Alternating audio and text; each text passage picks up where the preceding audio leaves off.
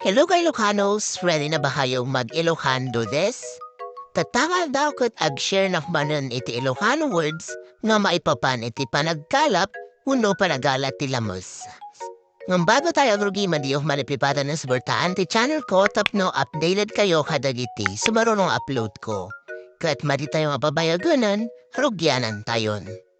Umuna, ninbaga tayo ang fishing, pangingisda, ti Ilocano na kat agkalap.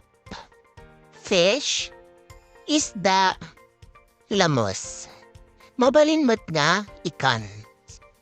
Fishy smell, malansa, nalangsi. Fish bone, tinik ng isda, siit.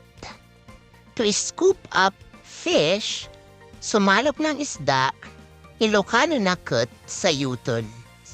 A kind of fish trap made of split bamboo, salakab, salakob.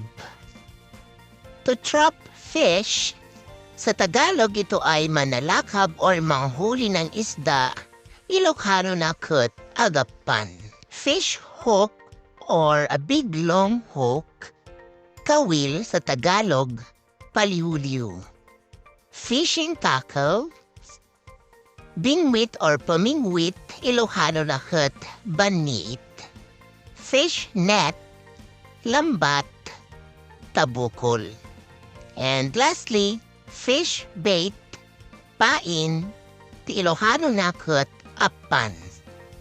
Alright, kakabsat hanggang detail at kat agyaman aktiin kayo panagbuya. See you on my next vlog. Bye!